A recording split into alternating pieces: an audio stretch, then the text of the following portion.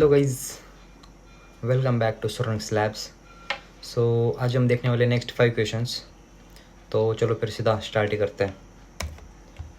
सो हमारा first question है types of inheritance in जावा। सो हमने प्रीवियस वीडियो में व्हाट इज़ इनहेरिटेंस वो देखा था, तो अब इस वीडियो में हमें देखना है कि उसके टाइप्स कौन से होते हैं।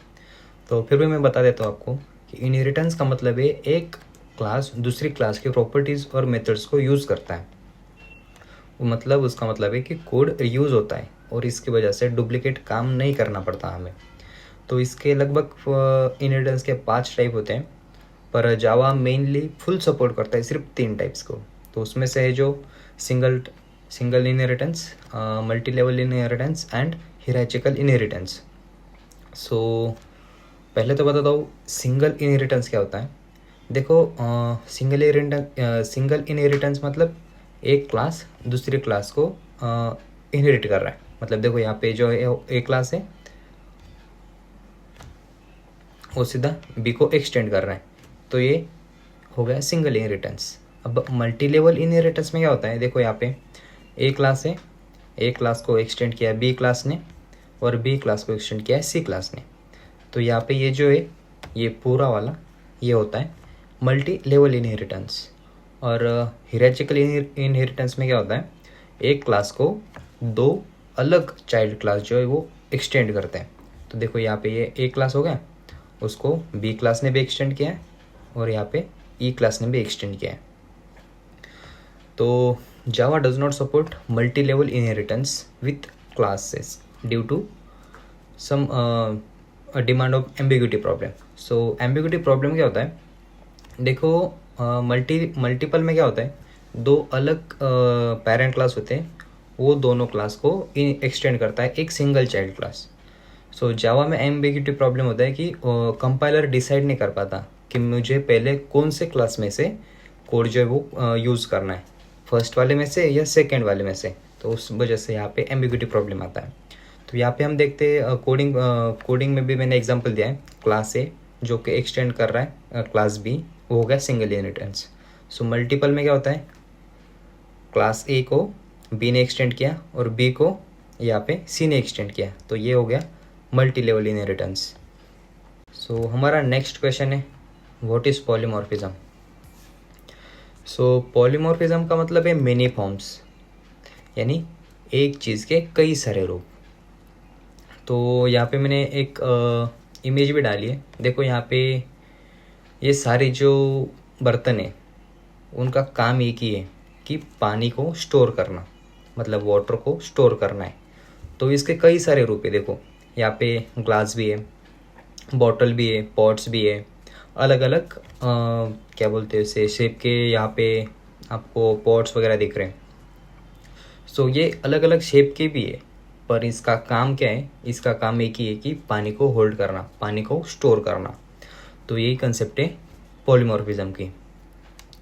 ये ओओपी का सबसे इम्पोर्टेंट कंसेप्ट है, इसमें कोड फ्लेक्सिबल या रीयूजेबल बनता है। पॉलीमॉर्फिज्म में मेनली तो दो टाइप के पॉलीमॉर्फिज्म होते हैं, एक होता है कंपाइल टाइम और सेकेंड होता है run time. Compile time achieve होता है बाय ओवरलोडिंग और रन टाइम अचीव होता है बाय ओवरराइडिंग। सो यहाँ पे मैंने एक एग्जांपल मेंशन किया है जो कि रन टाइम का मतलब ओवरराइडिंग का है, जहाँ पे शो मेथड डिफाइन किया है और यहाँ पे उसे ओवरराइड किया है मैंने सेकेंड क्लास में जो डिस्प्ले कर रहा हूँ। सो हमारा थर्ड क्वेश्चन है compile time versus run time polymorphism. So compile time polymorphism को स्टैटिक पॉलीमॉर्फिज्म कहते हैं। कंपाइल टाइम होने इसमें जो है कंपाइल होते समय डिसाइड होता है कि हमें कौन सी मेथड यूज़ करनी है। तो इसमें मेथड ओवरलोडिंग आता है, मेथड कॉल पैरामीटर के आधार पे तय किया जाता है। और रन टाइम पॉलीमॉर्फिज्म को डायनामिक पॉलीमॉर्फिज्म कहते हैं, यहाँ पे प्रोग्राम रन होने पे डिसाइड होता है। इसमें मेथड ओवरराइडिंग पर यूज़ होता है, ऑब्जेक्ट के एक्चुअल टाइप के आधार पे मेथड कॉल होती है।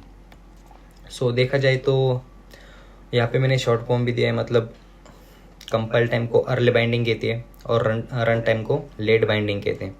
So early binding compile time और फास्टर, ये तो आसानी से याद रखने का तरीका ही है, और लेट बाइंडिंग मतलब रन टाइम है और फ्लेक्सिबल प्रोवाइड करता है। यहाँ पे मैंने एक एग्जांपल भी दिया है, कोडिंग वाला एग्जांपल। देखो यहाँ पे मुझे दो मेथड है, इसमें ओवरलोडिंग आता है, ओवरराइडिंग नहीं आता, तो इसमें इनहेरिटेंस की कोई ज़रूरत नहीं आती।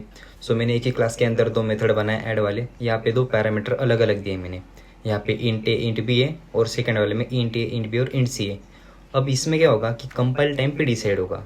अगर मैंने पैरामीटर में 2 ही वैल्यू पास किए तो यहाँ पे फर्स्ट ऐड वाली मेथड कॉल होगी। अगर मैंने 3 वैल्यू पास किए तो यहाँ पे सेकेंड वाली मेथड जो है वो कॉल होगी। तो इसमें क्या, इसमें इनहेरिटेंस आता है, रन टाइम में इनहेरिटेंस आता है, जहाँ पे मेथड नेम सेम ही होता है, इसमें पैरामीटर भी सेम ही आता है। इसमें सिर्फ मेथड में जो हम डिफाइन करते हैं वो अलग आता है, मेथड बॉडी अलग आती है सिर्फ। सो नेक्स्ट है what is method overloading. So method overloading मतलब यहाँ पे मेथड का नेम भी सेम होता है लेकिन पैरामीटर अलग अलग होते हैं। पैरामीटर का नंबर या टाइप अलग अलग होते हैं इसके अंदर। यहाँ पे कंपाइल्ड टाइम पॉलीमॉर्फिज्म का एग्जांपल है। इसमें इनहेरिटेंस की कोई ज़रूरत नहीं होती, जो मैंने प्रीवियस आपको बताई है अभी। सो रन टाइम में सेम या डिफरेंट हो सकता है रिटर्न टाइप इसका, पर पैरामीटर चेंज जरूर होना ही चाहिए, सेम पैरामीटर नहीं हो सकती इसके अंदर। कंपाइलर से ही मेथड को सिलेक्ट करता है, इसमें कोड रीडेबल और ऑर्गेनाइज बनता है। जैसे मैंने यहाँ पे एग्जांपल मेंशन किया है, आपको एग्जांपल मैंने एक्सप्लेन भी किया है प्रीवियस क्वेश्चन में। तो नेक्स्ट है व्हाट इज़ मेथड ओवरराइडिंग। इसमें क्या होता है, एक मेथड ओवरराइडिंग में पेरेंट क्लास का मेथड चाइल्ड क्लास में रीडिफाइन होता है। मेथड नेम और पैरामीटर सेम ही होते हैं। ये रन टाइम पॉलीमॉर्फिज्म का एग्जांपल है। इसमें इनहेरिटेंस की ज़रूरत होती ही है, उसके बिना ये वर्क नहीं करता। तो चाइल्ड क्लास मेथड का बिहेवियर बदल सकता है इसमें। वैसे तो ओवरराइड एनोटेशन भी हम यूज़ करते हैं, वैसे तो कोई कंपलसरी नहीं है, पर ये प्रैक्टिस के लिए अच्छा यूज़ करना चाहिए हमें ओवरराइडिंग एनोटेशन। यहाँ पे अगर आप देख सकते हो same signature, name, parameter, return type, ये सारे सेम ही होने चाहिए। इनहेरिटेंस रिक्वायर्ड इसके अंदर और डायनेमिक डिस्पैच है, JVM resolve method at run time. बस आज के लिए इतना ही। इसमें आपको अगर कुछ डाउट हो तो मुझे कमेंट करके ज़रूर पूछना, जिससे मैं अगली वीडियो में एक्सप्लेन कर ही दूंगा।